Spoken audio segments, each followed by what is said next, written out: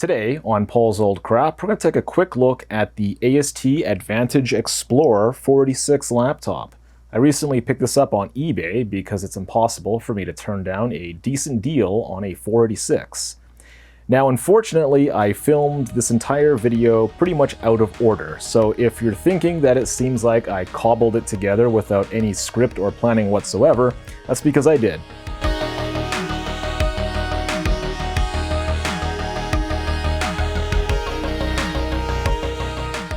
One of the reasons I bought the AST laptop is it actually looked like it was fairly compact, and I think that is something that I don't see very often with PC laptops around that era, especially some of the earlier ones like the 286s and 386s, but this being a 46 laptop, I was expecting it to be a little bit bigger than this, but what I've got on here right now is I've got a Macintosh PowerBook Duo, which is a sub-notebook. It has no expansion. It has no, like for example, there's no floppy drive, no PC card expansion on there.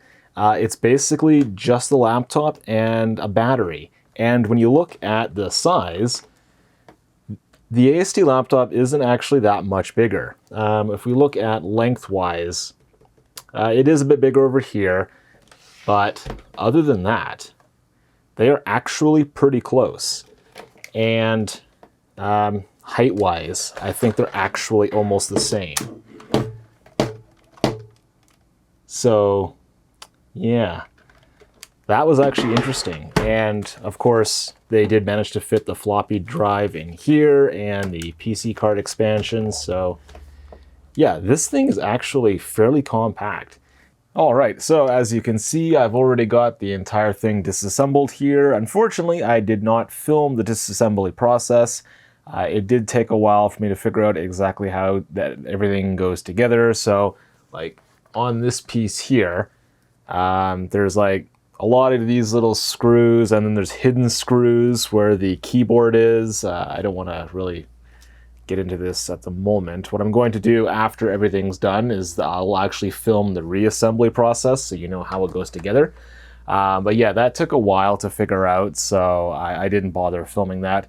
But the reason I took everything apart was, so I picked this up on eBay, and when I bought it, it said there was no hard drive inside of it because when you turned it on, nothing would happen, and you couldn't hear any noise from inside of it. So it was either a reasonable assumption that the hard drive was either missing or dead. So this isn't like a easy to swap hard drive. You have to remove the entire thing, and the hard drive actually sits right inside here. And I did find the hard drive inside of it. It's I think it's a Western Digital Caviar hard drive. And the funny thing is, the hard drive actually works. The problem was actually the BIOS of the system. There's a little battery that used to be in here, and when that battery died and it lost the settings for the BIOS, it wasn't able to detect the hard drive, because I think the way this thing works is you don't manually enter the hard drive stuff. What you do is you have to set the thing to like disable quick boot, and then it scans the hardware, and then it found my hard drive immediately. With the quick boot enabled, it doesn't find the hard drive, but then you can't actually tell it that it has a hard drive. It was like the stupidest BIOS things I've ever seen. So that actually took a while to figure out because I thought the hard drive was actually dead. So, but yeah, just on a whim, I changed quick boot to be disabled, and then it actually probed the hardware. And as soon as it probes the hard drive actually spun up, and it was able to boot off of DOS off this drive. Now, unfortunately, there's something very wrong either with this hard drive or the install of DOS on here. I'll demonstrate that in a moment, but I'm basically going to do a full refurb of this computer, and we're going to go with this. It's a compact flash card on this little adapter with the laptop IDE connector on here. And I decided to go with this because it's possible this hard drive is faulty, and if I put the whole thing back together and this thing gives me more trouble, it means I have to tear apart the whole computer again, and once I reassemble this, I really don't want to have to do it again. So yeah, I will be taking this drive out, which is unfortunate because I do actually like having spinning disk in these old laptops because I like the sound of like hard drive seeking and stuff like that. So yeah, but anyway, this one thing to note here is the compact flash card that I'm going to be using. It's only a 256 megabyte card, and unfortunately, this entire computer doesn't support anything larger than something like 500 megabytes. What I did do is I think I tried a 512 megabyte card, which I do believe detected, but then I tried a 1 gigabyte hard drive from another laptop, and the thing immediately failed during the BIOS post, saying it can't detect the hard drive. And I think I tried a couple others, and everything above 1 gig was also the same thing. So I think there's like that limit on size that's probably somewhere between 500 and 600 megabyte. So just to be safe, I am using a 256 megabyte. And honestly, I'm not going to need that much space anyway. This hard drive here was only 200 megabytes, and I mean, that was probably more than enough for people at the time anyway. So yeah. Going with the compact flash, small card, don't need anything big. And because the way the BIOS works, I don't think there's any easy way that you can actually add larger drives, because it's not a matter of like installing OnTrack or one of those disk managers. The BIOS flat out refuses to accept the hardware if it's above a certain size. And yeah, as far as I know, there's no way around that, so whatever. But yeah, anyway, the only other thing we're gonna do is, come on, I do have a replacement battery. Now, one thing that's interesting to note is I pulled the old battery off the board, and we'll get to that in a moment here, because that was also a huge pain. And it still actually saves the settings that I've been using, because I had to manually enable the video output on here that runs to my LCD on account of, you know, this thing obviously is no longer plugged in. So that actually saved, and all of my other BIOS changes actually saved, and the battery's been out of there for the longest time, and I don't keep the AC adapter plugged in, so there's no like residual power or anything like that to this system, so I'm not too sure how it was saving that. And like it's been off over like a few days, and it was still saved when I turned it back on. So it's saving those settings somehow, and I thought it was the battery, but maybe it's not. Now, because of that, I figured I probably wouldn't need to replace the battery in order to have the thing operate. I mean, when I turn the computer on, obviously it thinks it's like the 90s or whatever the heck the date was. So, I mean, I don't really care about that. But I did figure all of this out after I went to the store and paid $6 for this lithium battery. So I might as well install the battery because I already have it now. So yeah. But anyway, I think what we're going to do is take a little tour of the hardware. So this is powered by a 486 chip, which I'm assuming is underneath this little heatsink thing here. Mainly because this thing actually gets pretty hot. And that's actually one thing we're going to do is I'm going to take this thing off and see if there's like heatsink compound underneath here, and if so, I'm going to clean and replace it, just because, well, I might as well, I'm already in here. Over here, this is the Phoenix BIOS chip, and I guess that's obviously the BIOS. And let's see, we have the chips BIOS for the flat panel LCD, as well as who knows what miscellaneous chips here. Now, this in here is where the old battery was, and it's basically this little cell battery, and it looks really mangled here because I had to use Rage to remove it. And what that means is these metal connectors, they were somehow attached to this battery in a way that you could not remove it unless you jammed it with a screwdriver and forced it to finally break free. So yeah, that's why it's all mangled up. but the contacts are still made, so when I actually reassemble this with a new battery, I think I'm just going to use a bit of solder to reconnect this, because like it wasn't made to be like removable easily, apparently. So yeah, it's not going to like just sit pleasantly in there. I'm going to have to actually attach it probably with solder.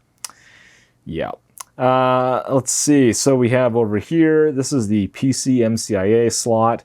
I think it's only basically one slot itself. This thing did actually come with some modems. Let me see here. This, I think, is the one that it would have come with out of the factory, because it says AST on here, which is the same brand as the laptop.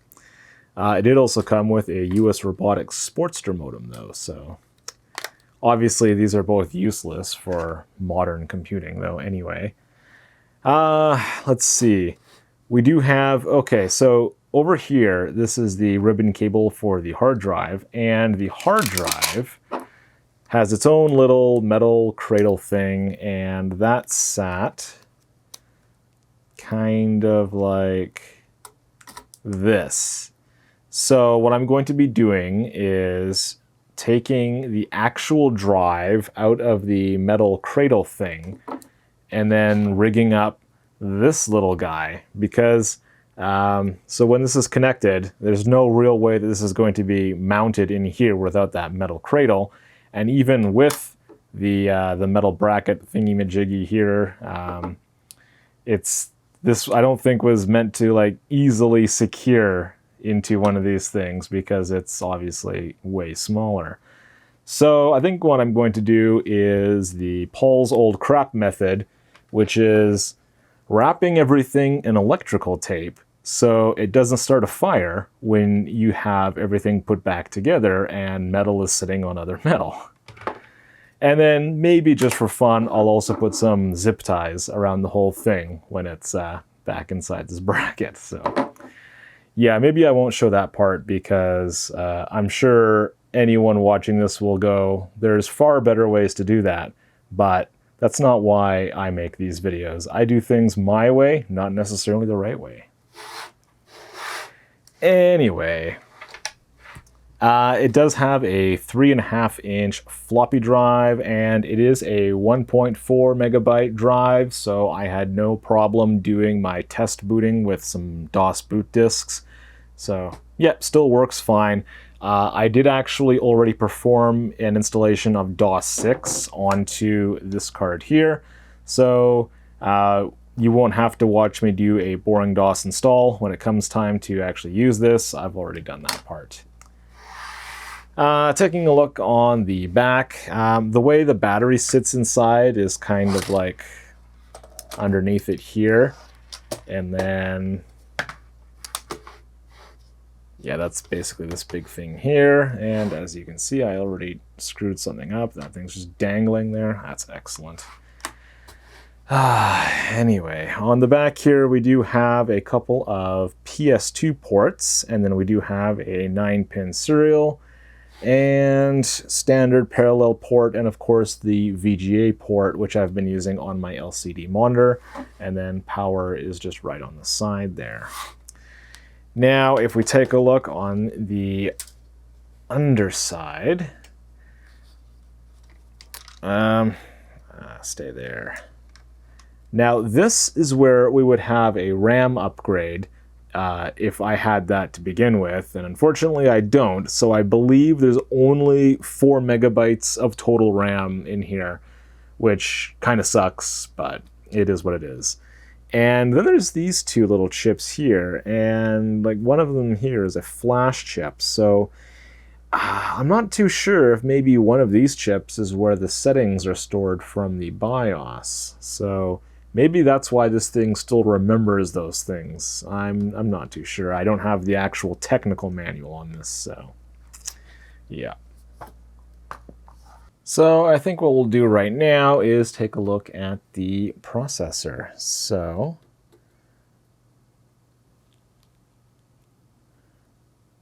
don't want to strip these screws.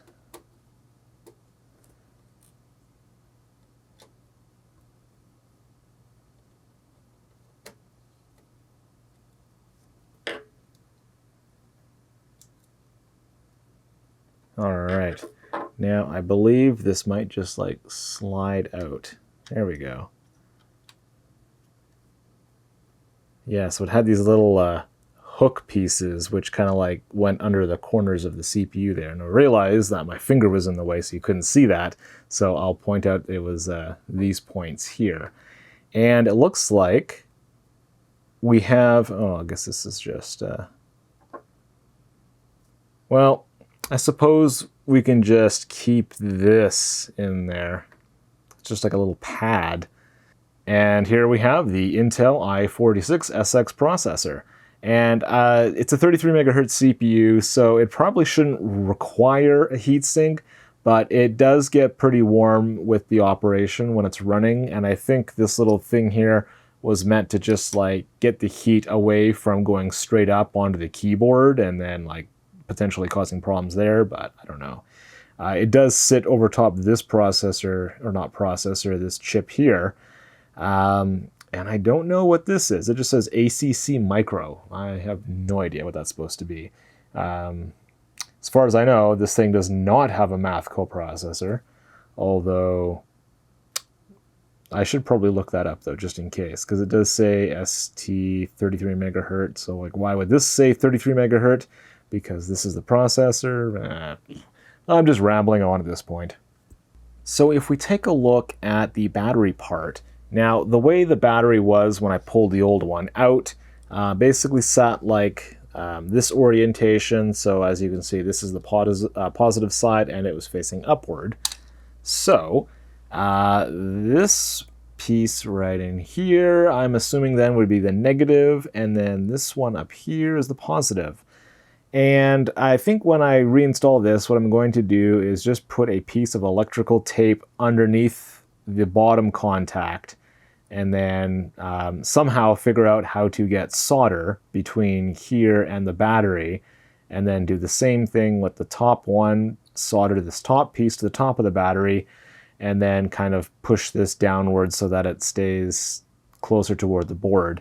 When I had this, before I ripped this apart, there was a bit of an air gap between the bottom contact and the board, and because there's no way I'm going to be able to reassemble this quite like it was from the factory, yeah, I better use some electrical tape just in case some metal touches the wrong part on the board. So I wanted to quickly demonstrate what happens with the old hard drive.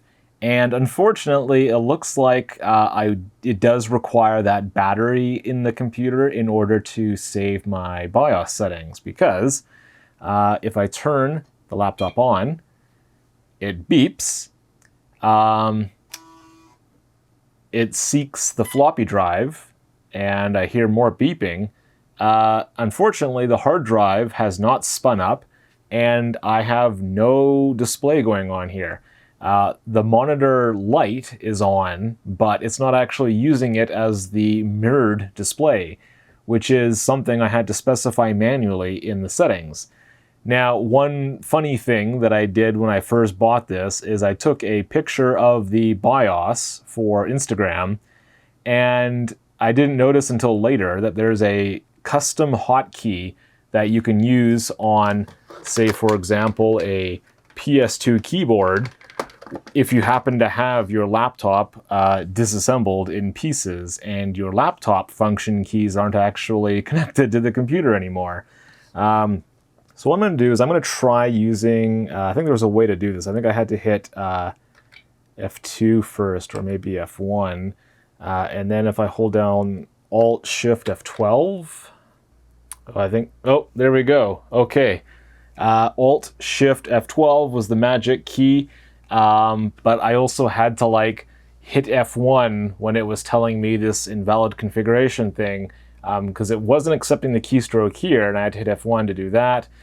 And that is interesting. Okay, so if we hit F2 for the setup utility, okay, it tells me CMOS checksum was invalid.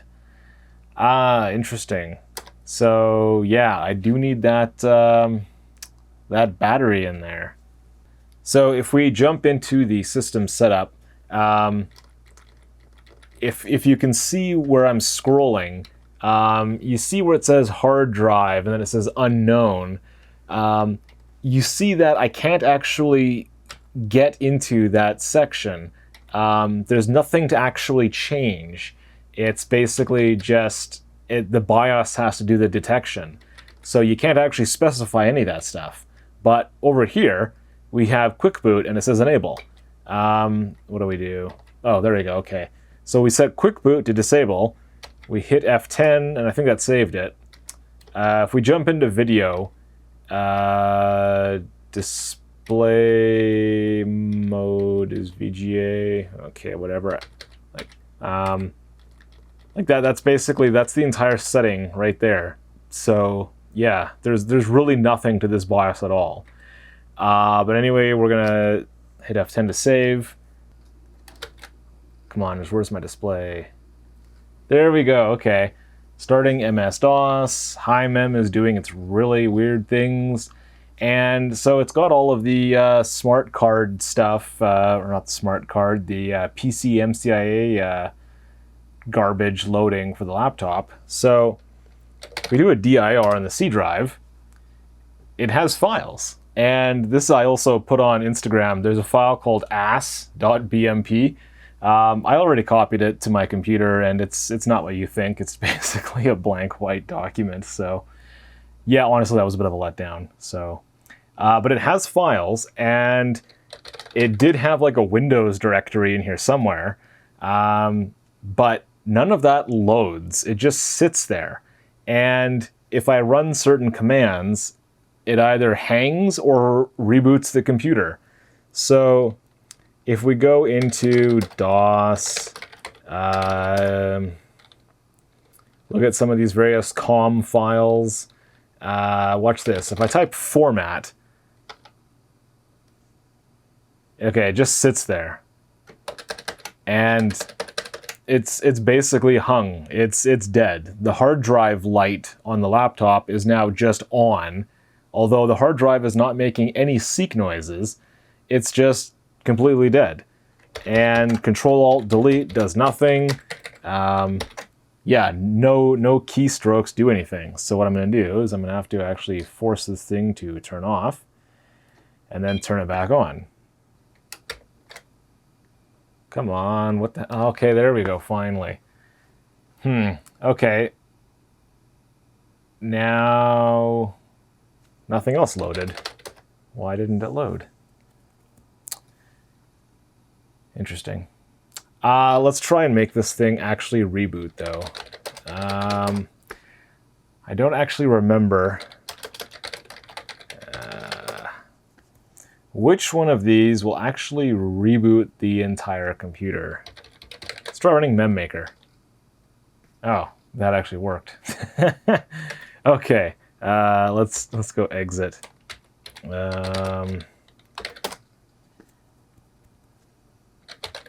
DOS shell? Unbelievable. That works too. Okay. What the... I don't understand this. Okay. Just for fun, Windows. No, bad, come on. Oh, wait a minute. Maybe it's got no paths. There's no what? HiMem is not loaded. Well, why didn't it load?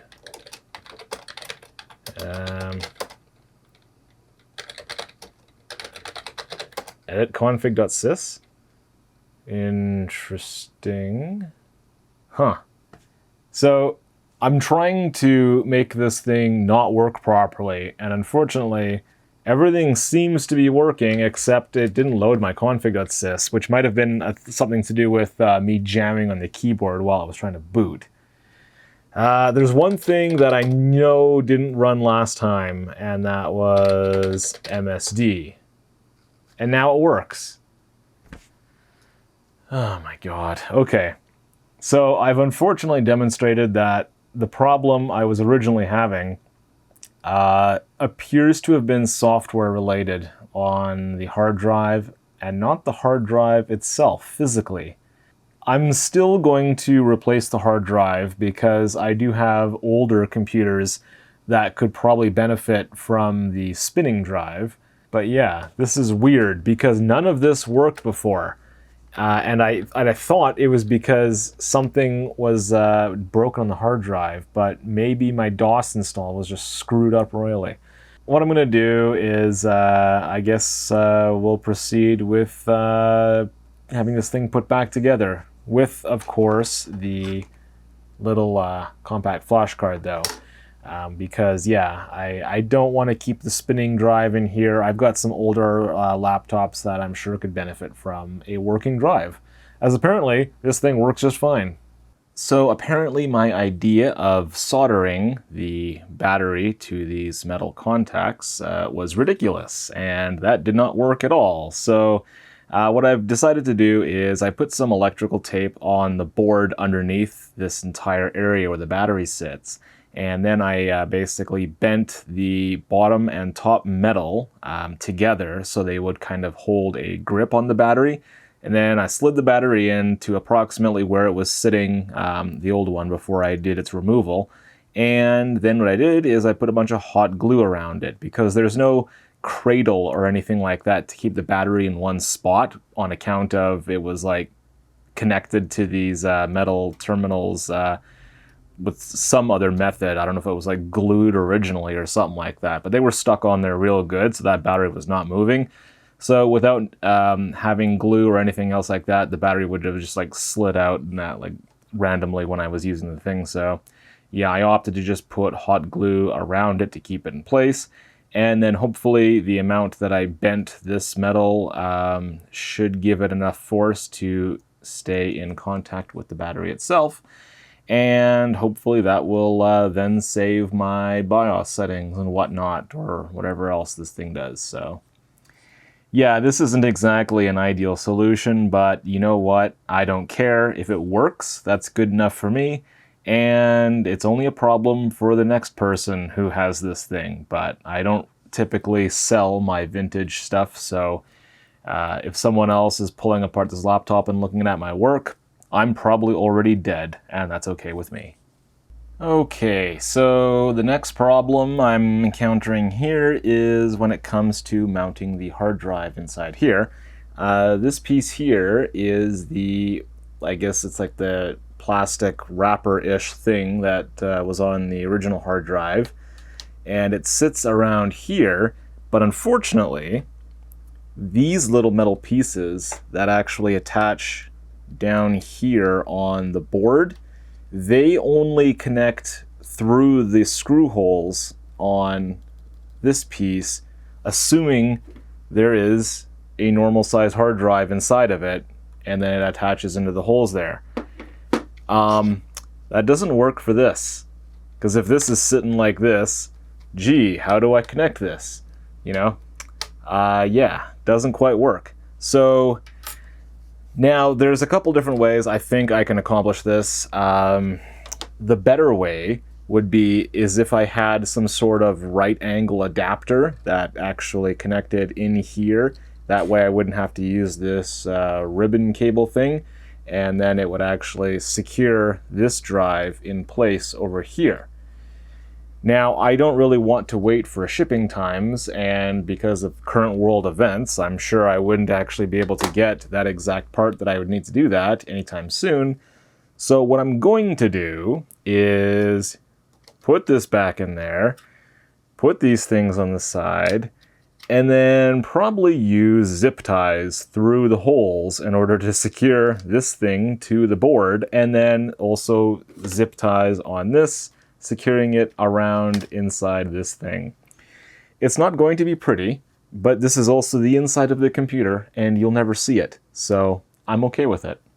Alright, so we're going to go ahead and look at what I came up with for the hard drive solution. Now, this is not by any means an elegant solution, but I'm not going to have to look at it, so I don't care at all. What I did is I used this that bottom piece of plastic from the original hard drive, and I did put the original side pieces of metal back in. The one over here, it is in the same position as it was originally, so it's got one screw to the board, and then the metal is on the outside of the plastic holder. On this side, I did something different. This piece of metal kind of ties up in here, And then normally this would be on the outside of this plastic, but I put the metal on the inside, which actually holds down this entire side of the bottom piece. So I figured I would do this to reduce the number of zip ties I ended up having to use for this project.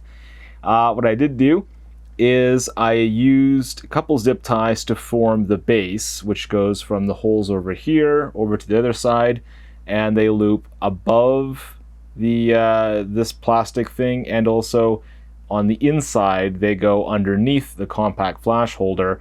That's kind of like my base, which holds this entire assembly in place. And then there's a couple more zip ties that actually run like around the compact flash holder, but also around the existing zip ties, kind of crossing them here. So what this seems to do is basically just secure the compact flash card device here to the existing zip ties that I already put in place. So kind of like a cradle. And this seems to secure it. There's only very slight movement here, and I mean, like, it's going to take a lot of force to actually move this significantly, and in a laptop you're probably not going to have that as a problem unless you throw it off a cliff. So I'm not overly concerned about any stress on the ribbon here or anything like that. So, you know, it still gives me the opportunity to replace the compact flash card if I need to. And if I really wanted to, I could remove this entire assembly just by undoing the screws, and the whole thing with the card and the zip ties would all come out. So I suppose it works. I think at this point I probably have more zip ties than brain cells, so that's what I end up doing for a lot of these sorts of projects. But it does the job that I want it to, and when the whole thing's reassembled, I'll never have to look at it again, so what do I care? Yeah, anyway, I think let's move on then. So for the reassembly, this might be kind of hard to film because this is probably going to be a real pain. What we're going to do first is line up the rear of the laptop. So inside here we do have, let's see, this connector plug right in here, and then we do have another one way over here. Oh, my finger's in the way. Right down, you can't even see that, can you?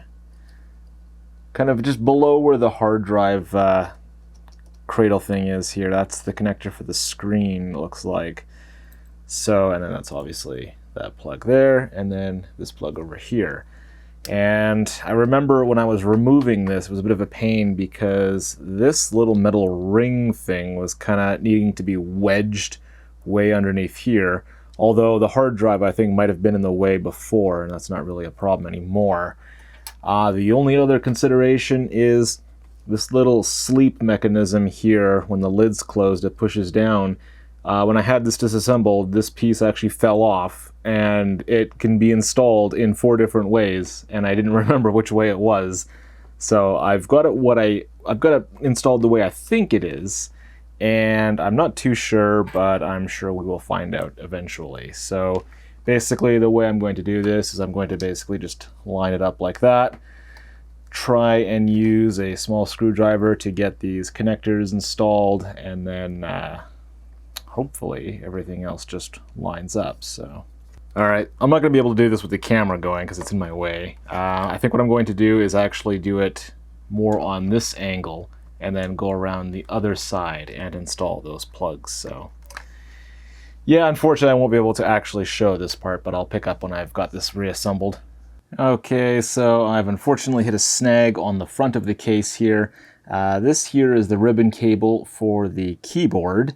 And when I was trying to do the front first and then going back to the rear of the laptop to try and finish that, so I did connect the this over here, which is the cable for the mouse. And when I was attempting to get the keyboard ribbon back in, I unfortunately have broken a piece of plastic in here on this connector. So I was trying to push the lock mechanism back in, and it looks like something here has broken off on the inside. So yeah, what I'm going to do is I'm probably going to undo what I did on the rear of the laptop, Then I'm going to try and do the front again, but with the top of the lid angled kind of upward so I can actually reach in from the other side, because trying to do this from this angle, it's really not working out. So yeah, this is a huge pain.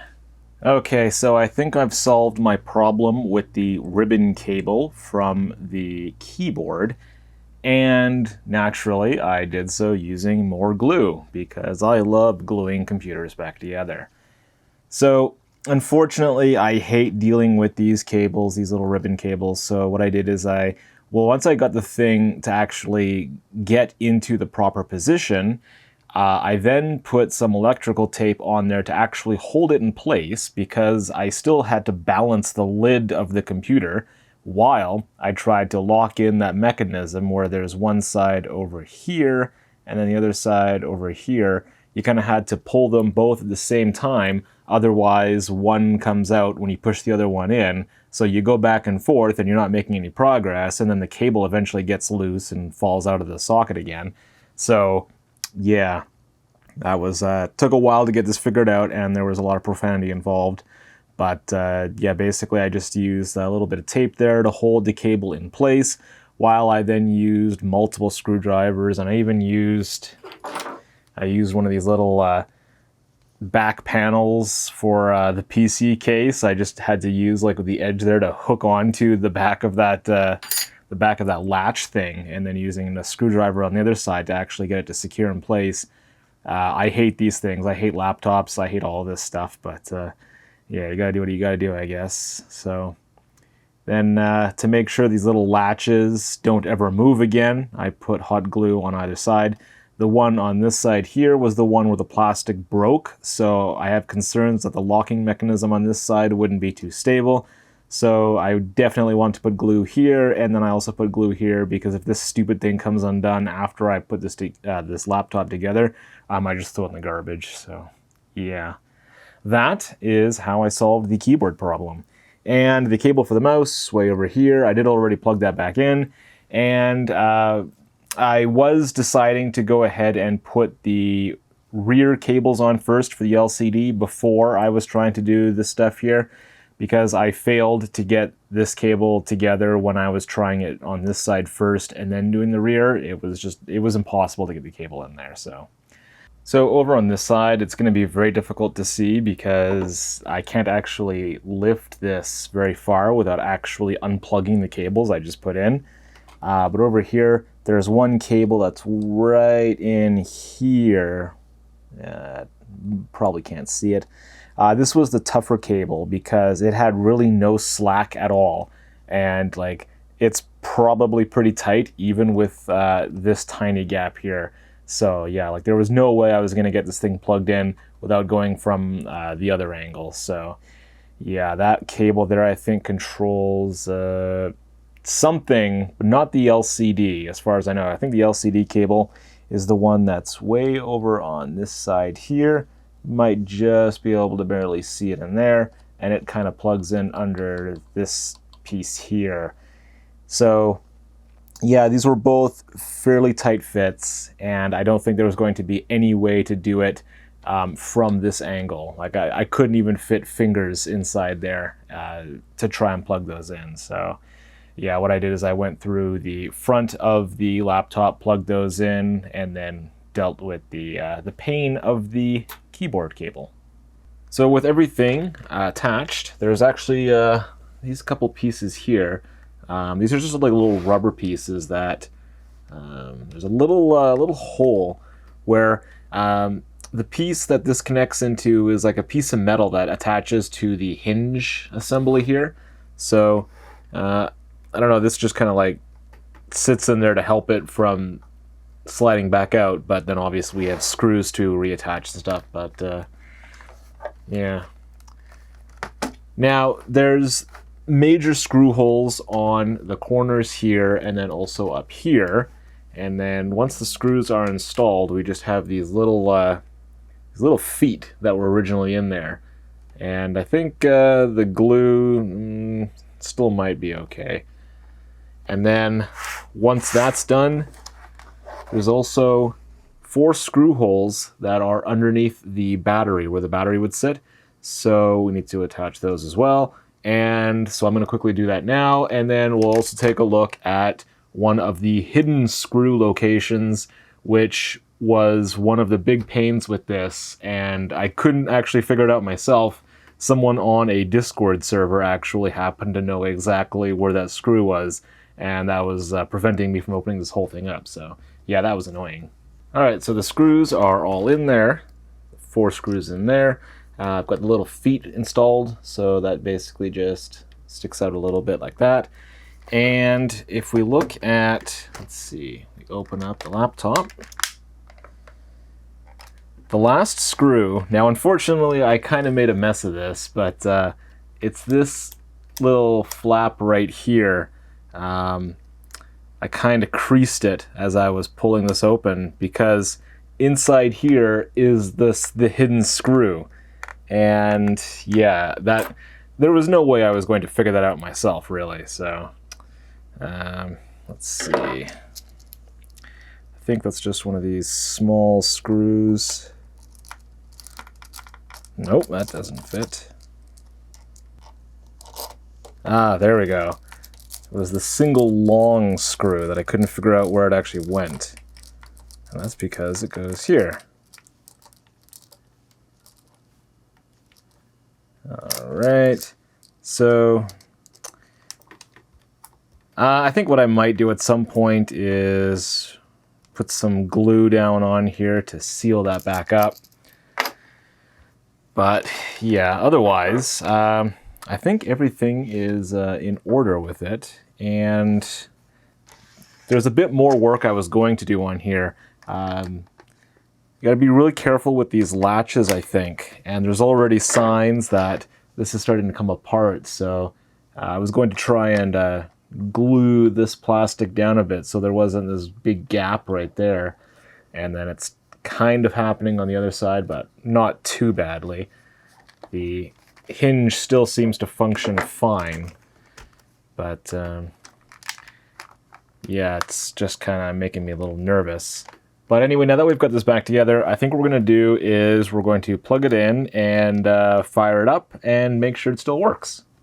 All right, so hopefully this shows up good enough on the camera. What I'm going to do is take the power plug, plug that in, and immediately these battery lights came on for a bit and turned off. I don't have the battery installed in the laptop at the moment, although I think it doesn't have a charge anyway. It's completely dead, so it doesn't really matter either way. The laptop functions without the battery installed. But let's go ahead and turn this on. So we have our power button right here, and here goes nothing.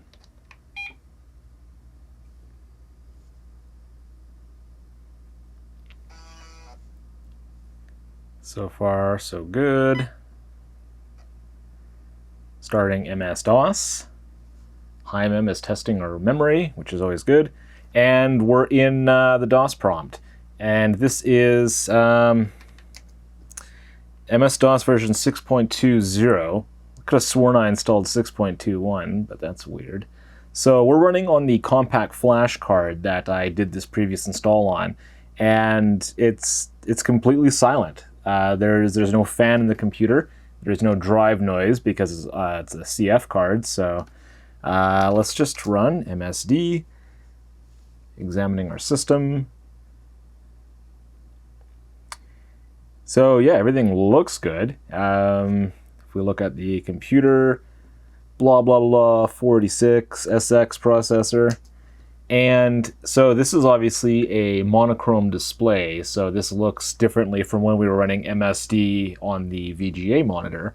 And I mean, it's not bad.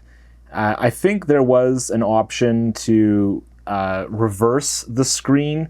So the way this works, if we go back into, let's hop back into DOS.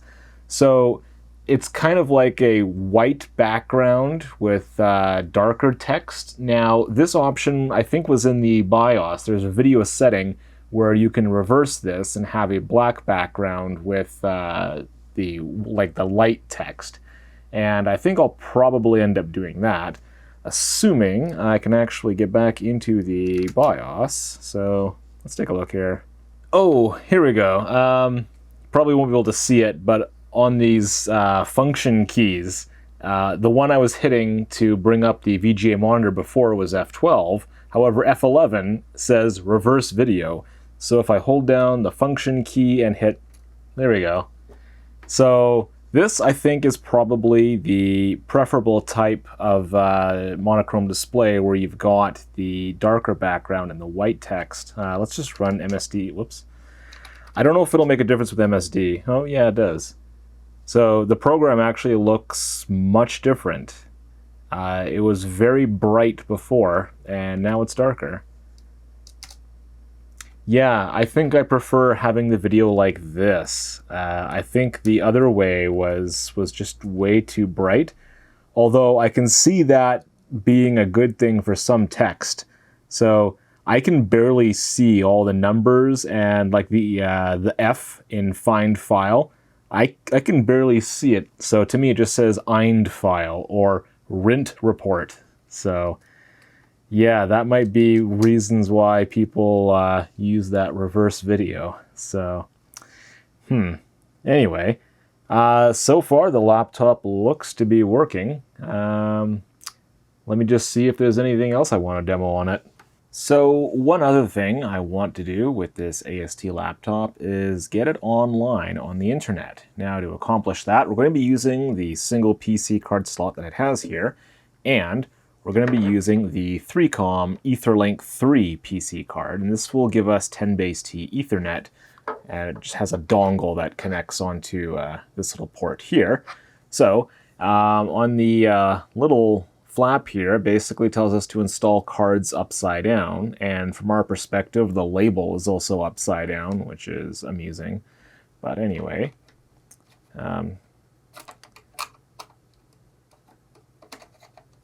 card basically just slides in like that. Pretty simple.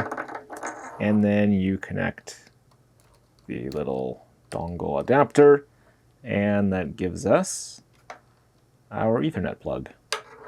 So when I bought this, my plan was originally to install Windows 3.1 most likely, and I was considering the AST version of Windows 3.1, although I believe the only difference is the startup screen with the AST logo on it, so I mean not really that big of a deal.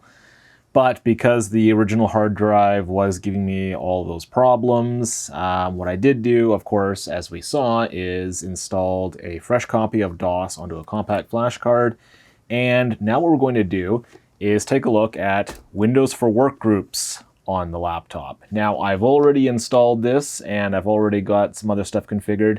Now, basically, it's a simple stock install, but in order to have our networking function, I did have to track down the network drivers for the PC card that we've got installed in here. And I also had to download the TCP/IP add-on from Microsoft, which without it, your networking is limited to the default Windows networking or NetWare stuff. So basically it's for file sharing and miscellaneous crap like that, but it doesn't actually let us get onto the internet for things like web browsing, FTP, stuff like that. So I did have to download all of that extra stuff. And that's already done because watching me do that might be a little too boring. So what we're going to do is fire up the laptop. Now, one thing I'm going to note is it is back to the when I was originally using this, I wanted to have the darker background on the screen and have the text as white. But in order to have that saved, apparently you have to actually do that in the BIOS. When you're just changing the settings using the function keys on here, it basically only handles it until the next reboot of the system. So when I rebooted the system after having that reversed video, then it came back to this style, which actually works out better for Windows, and I'll show you that in a moment here. So I had to do a quick reboot in order to plug in my Ethernet cable into the PC card because before it was telling me that my transceiver was not detected. That's because I didn't have the cable plugged in. But with the Ethernet cable plugged in, I do have my network card fully configured, so that's all ready to go. what we're going to do is we're going to execute the Windows startup. Now, the screen might be a little dark on the camera.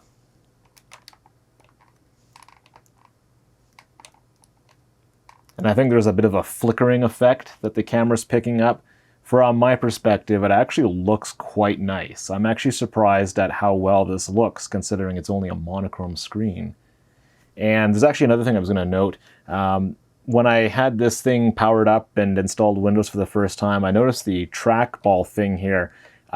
It would like barely move the cursor in certain directions, and I actually had to pop this little outer ring off of the trackball and then use a knife to scrape all of the crap off the little wheels that are inside there. And now it actually works like really nicely. And when I picked this up on eBay, it did actually come with a spare external mouse. And I was wondering if maybe that was being used because the trackball was just useless. So all it needed was a cleaning. So yeah. But anyway, this is basically Windows 3.11 in monochrome display. And here's what it looks like if we have that reverse video happening. That looks ridiculous. So that's basically what it looked like if we had the video looking better for DOS, but it looks worse for Windows. So by switching back to this view, this is better for Windows, but I don't really like it for DOS. So if you're really doing a lot of switching between Windows and DOS, I suppose you could just use the function key on the keyboard and switch between those modes, but yeah. Anyway, yeah, it's basically a default install of Windows, and as you can see here, I do have Microsoft TCP/IP stuff installed. This, whoops,